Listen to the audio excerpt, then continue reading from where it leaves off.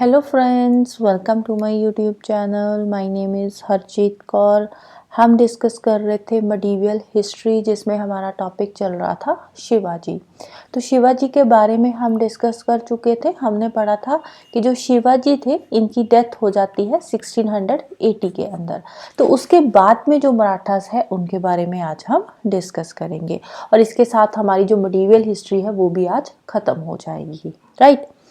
तो मराठास आफ्टर शिवाजी।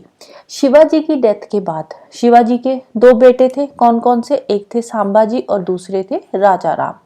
इन दोनों के बीच में शुरू होती है लड़ाई, डिस्प्यूट ऑफ सक्सेशन। फाइनली दोनों में से कौन जीतता है? संभाजी जो थे वो जीत जाते हैं और संभाजी बैठते हैं गद्दी पे 1680 में। कब तक रूल करते हैं? 89 तक, राइट। 9 ईयर्स तक ये रूल करते हैं। लेकिन ये जो संभाजी थे, ये एक इनकैपेबल रूलर थे और पुअर डिप्लोमेट भी थे। ना तो इनको डिप्लोमेसी आती थी, ना ही ये अच्छे रूलर थे, जिसकी वजह से जो औरंगजेब थे, मुगल्स की अगर हम बात करें तो मुगल रूलर उस टाइम पे कौन थे? औरंगजेब थे। तो जो औरंगजेब थे, ये संभाजी को मार देते हैं। और इनका जो बेटा था, संभाजी का एक बेटा था जिसका नाम था शाहू। संभाजी का बेटा था शाहू। संभाजी कौन थे? शिवाजी के बेटे। शिवाजी के बेटे संभाजी, संभाजी का बेटा है ये शाहू। तो औरंगजेब क्या करता है? संभाजी को मार देता है और इनका जो बेटा था शाहू, उसको ये बंदी बना लेता है, राइट।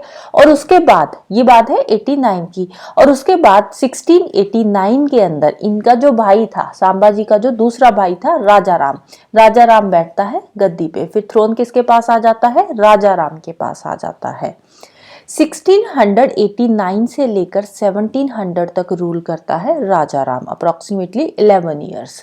1700 में जो औरंगजेब था, ये राजा राम को भी मार देता है। राजा राम की डेथ के बाद राजा राम का जो बेटा था, उसको थ्रोन पे बैठाया जाता है। राजा राम का बेटा कौन था? शिवाजी टू। शिवाजी टू जो था, ये राजा राम का बेटा था। राजा राम की जो विडो थी ताराबाई, वो अपने बेटे को, अब उस टाइम पे ये बच्चा ही था, तो उसको ये थ्रोन पे बिठा देती है शिवाजी टू को, राइट। राजा राम के बाद कौन आता है? शिवाजी टू। अब पहले हमने पढ़ा था शिवाजी के टाइम पे कि जो शिवाजी थे, इनकी कोर्ट में अष्टप्रधान होते थे। कौन होते थे? अष्टप्रधान। अष्टप्रधान कौन थे? 8 मिनिस्टर्स। शिवाजी के जो होते थे वो 8 मिनिस्टर्स होते थे। और ये जो 8 मिनिस्टर्स होते थे, ये इंडिविजुअल रिस्पॉन्सिबल होते थे, इंडिविजुअली काम करते थे। कलेक्टिव रिस्पॉन्सिबिलिटी नहीं होती थी इनकी, ये इंडिविजुअल रिस्पॉन्सिबल होते थे 8 मिनिस्टर्स। लेकिन यहाँ पे जो राजा राम था, इन्होंने एक और मिनिस्ट्रियल पोस्ट क्रिएट करी, दैट इज प्रतिनिधि। इन्होंने एक और पोस्ट लेकर आए, दैट इज प्रतिनिधि, राइट। तो इसके साथ ही इनके जो टोटल नंबर ऑफ मिनिस्टर्स थे, वो कितने हो गए? 9 हो गए। शिवाजी के टाइम पे 8 मिनिस्टर्स होते थे। इन 8 मिनिस्टर्स को क्या बोलते थे? अष्टप्रधान। लेकिन राजा राम ने एक और मिनिस्ट्रियल पोस्ट क्रिएट करी, दैट इज प्रतिनिधि। तो टोटल नंबर ऑफ मिनिस्टर्स यहाँ पे कितने हो गए? 9 हो गए। अब उसके बाद 1700 के अंदर राजा राम की डेथ हो जाती है। 1700 के बाद 1707 में औरंगजेब की ही डेथ हो जाती है। संभाजी और राजा राम दोनों को किसने मारा? औरंगजेब ने मारा। लेकिन 1707 में औरंगजेब की डेथ हो जाती है। उसके बाद जो शाहू है, शाहू को औरंगजेब ने बंदी बना लिया था, राइट। संभाजी को मार दिया था और जो शाहू था, उनका बेटा था, उसको इन्होंने बंदी बना लिया था। लेकिन जब औरंगजेब की डेथ होती है, तो शाहू को जो बहादुर शाह थे वो रिलीज कर देते हैं, वो उसको छोड़ देते हैं। शाहू कौन था? संभाजी का बेटा था, शिवाजी का ग्रैंडसन था। तो उसके बाद आकर ये क्लेम करते हैं कि ये जो गद्दी है, जो थ्रोन है, वो मेरा बनता है, संभाजी के बाद शाहू को बैठना चाहिए। तो इसी को लेकर शाहू और ताराबाई, ताराबाई जो थी, उनकी जो राजा राम की विडो थी, उन्होंने शिवाजी टू, अपने बेटे शिवाजी टू को गद्दी पर बिठाया था। लेकिन जब शाहू रिलीज होकर आते हैं, तो उसी गद्दी को क्लेम करते हैं कि ये वाला थ्रोन तो मेरा बनता है। तो इसीलिए दोनों के बीच में होती है सिविल वॉर। किसके बीच में? शाहू और ताराबाई के बीच में, जिसमें जो शाहू है वो जीत जाता है, किसमें? बैटल ऑफ खेद में। बैटल ऑफ खेद होती है, बैटल ऑफ खेद में शाहू जीत जाता है। शाहू की हेल्प कौन करता है? शाहू की हेल्प करता है बालाजी विश्वनाथ, जो बाद में पेशवा थे। ये पहले पेशवा थे बालाजी विश्वनाथ। थोड़ी देर में हम इसके बारे में भी पढ़ेंगे। बैटल ऑफ खेद में शाहू जीत जाता है और उसके बाद सतारा वाला जो एरिया है वहां से रूल करता है शाहू, और कोल्हापुर वाले एरिया से ताराबाई रूल करती है। और उसके बाद शुरू होता है पेशवा रूल। पेशवा रूल उसके बाद शुरू हो जाता है। अब यहाँ पे दे रखा है अष्टप्रधान, शिवाजी के जो 8 मिनिस्टर्स थे। कौन सा मिनिस्टर कौन से डिपार्टमेंट का काम देखता था, तो इसको एक बार आप पढ़ सकते हो, इतना ज्यादा इंपॉर्टेंट नहीं है, तो एक बार गो थ्रू कर सकते हो। जैसे कि पेशवा हो गया, सेनापति हो गया, अमत्या या मजूमदार, वाकानवीस, मंत्री, सचिव, सुरुनवीस, दबीर, सुमानता हो गया, न्यायाधीश, पंडित राव। तो ये 8 मिनिस्टर्स थे शिवाजी के, राइट। उसके बाद शुरू होता है पेशवाशिप। कब? 1713 के अंदर। कब तक चला? 1818 तक ये चला था पेशवाशिप वाला जो काम था, राइट। तो सबसे पहले पेशवा थे वो कौन थे? बालाजी विश्वनाथ। बालाजी विश्वनाथ सबसे पहले पेशवा थे। 1713 के अंदर इनको पेशवा बनाया गया था और 20 तक ये पेशवा रहे थे। किसने इनको पेशवा बनाया था? शाहू ने इनको पेशवा बनाया था। पेशवा का मतलब क्या होता है? पेशवा का मतलब होता है प्राइम मिनिस्टर। जैसे आज की डेट में प्राइम मिनिस्टर होता है ना, सबसे ऊपर प्रेसिडेंट, उसके नीचे प्राइम मिनिस्टर हो गया, तो सेम उस टाइम पे होता था। एक पेशवा की पोजीशन होती थी, एक तरह से प्राइम मिनिस्टर की भी उस टाइम पे पोजीशन होती थी। अब जो बालाजी विश्वनाथ थे, अब उस टाइम पे शाहू जो थे ये रूल कर रहे थे, तो इन्होंने शाहू की साइड से बहुत सारे मराठा चीफ्स को जीता था। बालाजी विश्वनाथ ने शाहू की इन्होंने हेल्प करी थी, जिसकी वजह से बाद में जो शाहू था उन्होंने 1708 में इनको एक टाइटल दिया था। कौन सा? सेना कार्ते का इनको टाइटल दिया गया था। कौन सा टाइटल? सेना कार्ते का। इंपॉर्टेंट है, याद रखना है। बालाजी विश्वनाथ को टाइटल दिया गया था सेना कार्ते का। किसने दिया था? शाहू ने दिया था। और उसके बाद 1713 में इनको पेशवा भी बना दिया गया। अब पेशवा के साथ पास सारी की सारी पावर्स होती थी जितनी भी, तो इसीलिए पेशवा को क्या बोलते थे? Functional head of the Maratha empire, क्योंकि जितने भी काम होते थे एम्पायर के वो सारे के सारे ये पेशवा ही देखते थे, तो इसीलिए पेशवा को क्या बोलते थे? Functional head of the Maratha empire. और इसके साथ इन्होंने सैयद ब्रदर्स के साथ एक एग्रीमेंट साइन हुआ था इनका।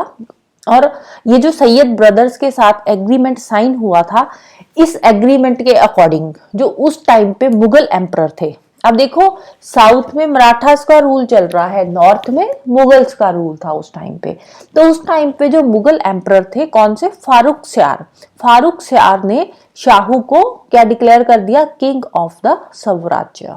क्यों? क्योंकि सैयद ब्रदर्स के साथ इनका एग्रीमेंट साइन हुआ था और इसी के साथ इन्होंने सैयद ब्रदर्स की हेल्प भी करी थी फारूक स्यार को पुट डाउन करने के लिए, उसको गद्दी से हटाने के लिए फारूक स्यार को, तो इन्होंने हेल्प करी थी सैयद ब्रदर्स की, राइट। नेक्स्ट है बाजीराव। बाजीराव 1720 से 40 तक ये पेशवा रहे थे। ये एक बहुत ही बोल्ड और ब्रिलियंट कमांडर थे और गुरिल्ला वॉर इनके बहुत ही एक्सपर्ट थे, ग्रेट एक्सपोनेंट थे गुरिल्ला टैक्टिक्स के। आफ्टर शिवाजी, जो शिवाजी थे उनको गुरिल्ला टैक्टिक्स आते थे, उसके बाद अगर किसी को अच्छे से गुरिल्ला टैक्टिक्स आते थे तो वो थे बाजीराव। गोरिल्ला टैक्टिक्स क्या होते हैं? गोरिल्ला टैक्टिक्स होते हैं लुक छिप कर वार करना, जैसे झाड़ियों में छुप गए, किसी पेड़ में, कि किसी को पता ही नहीं चल रहा कि कहाँ से वार हो रहा है। लुक छिप कर जो लड़ाइयाँ होती है उसको बोलते हैं गोरिल्ला वॉर्स, राइट। आमने सामने नहीं, जैसे एक लड़ाई होती है कि आमने सामने, एक साइड एक किंग खड़ा है, दूसरी साइड दूसरा खड़ा है, तो एक दूसरे पे दोनों वार कर रहे हैं और लड़ाई हो रही है। एक तो ये लड़ाई होती है। दूसरी होती है लुक छिप कर, पता ही नहीं चल रहा कहाँ पे एनिमी है और कहाँ पे ये किंग है, तो दोनों एक दूसरे पे छिप कर वार कर रहे हैं, उसको बोलते हैं गोरिल्ला वॉर। तो गोरिल्ला वॉर के ये ग्रेट एक्सपोनेंट थे। अब इनके टाइम पे मराठा जो थे ये पूरी तरह से ग्रो कर चुका था, मराठा एम्पायर। तो इसके बाद अब मराठा एम्पायर पूरी तरह से ग्रो कर चुका है, तो इन्होंने क्या किया? जो बाजीराव थे, तो इन्होंने मुगल्स को एक तरह से कंपेल किया कि वो जो चौथ कलेक्ट करने का राइट है वो इनको दे, और फाइनली उनसे इन्होंने चौथ कलेक्ट करने का राइट ले भी लिया। चौथ क्या था? चौथ एक तरह का टैक्स था जो उस टाइम पे लिया जाता था। 1/4 लैंड रेवेन्यू का जो टैक्स था वो लिया जाता था, मुगल्स लेते थे। तो मुगल्स से चौथ कलेक्ट करने का राइट मराठास ने ले लिया, और इसके साथ ही अब जिस एरिया का ये चौथ कलेक्ट करते थे वो सारा का सारा एरिया धीरे धीरे इन्होंने मराठा किंगडम का पार्ट बना लिया। और उसके बाद सेलसट्टे और बसीन को इन्होंने कॉन्कर करा, सेलसट्टे वाला एरिया और बसीन वाला एरिया। कब? 1733 के अंदर। किससे कॉन्कर करा था? पोर्चुगीज से कॉन्कर करा था। और निजाम उल मुल्क जो थे, निजाम उल मुल्क कहां पे? भोपाल के पास से, उनको भी इन्होंने हराया। और उनको हराने के बाद ट्रीटी साइन हुई। कौन सी treaty? Treaty of Duraisarai. Treaty of Duraisarai sign हुई, जिसके अकॉर्डिंग मालवा एंड बुंदेलखंड वाला जो एरिया था वो भी मराठास को मिल गया 1733 के अंदर। राइट। नेक्स्ट पेशवा आते हैं बालाजी बाजीराव। बालाजी बाजीराव जिनको बोलते हैं नाना साहिब के नाम से भी हिस्ट्री में जाना जाता है। 1740 से लेकर 1761 तक ये रहे थे पेशवा। अब हमने पढ़ा था यहाँ पे जो बाजीराव थे कि इस टाइम पे जो चौथ कलेक्ट करने का राइट था मुगल से इन्होंने ले लिया था। अब यहाँ पे क्या एग्रीमेंट साइन हुआ बालाजी बाजीराव का मुगल एम्परर अहमद शाह के साथ कि अब ये चौथ तो कलेक्ट कर रहे हैं, चौथ कलेक्ट करने के बदले में ये मुगल्स को प्रोटेक्ट करेंगे। तो पेशवा यहाँ पे इन्होंने क्या एग्रीमेंट साइन करा? To protect the Mughal empire from the internal and external enemies in return for the chauth. जो चौथ कलेक्ट कर रहे हैं उसके बदले में ये मुगल्स को प्रोटेक्शन देंगे, कोई भी अटैक होता है, इंटरनल हो या एक्सटर्नल हो। तो इन्हीं के टाइम पे हुई थी third battle of Panipat. Third battle of Panipat 1761 के अंदर होती है थर्ड बैटल ऑफ पानीपत। किसके बीच में? एक साइड थे मराठा, दूसरी साइड थे अहमद शाह अब्दाली। और ये जो थर्ड बैटल ऑफ पानीपत हुई थी इसमें नाना साहेब के जो बड़े बेटे थे, नाना साहेब के बड़े बेटे कौन थे? विश्वास राव। इनका बड़े बेटे जो विश्वास राव थे उनकी डेथ हो जाती है। इसके बाद नाना साहेब के जो छोटे बेटे थे माधव राव, ये बनते हैं Peshwa. Balaji Bajirao was succeeded by his younger son. इनके जो छोटे बेटे थे माधव राव 1, ये बनते हैं पेशवा।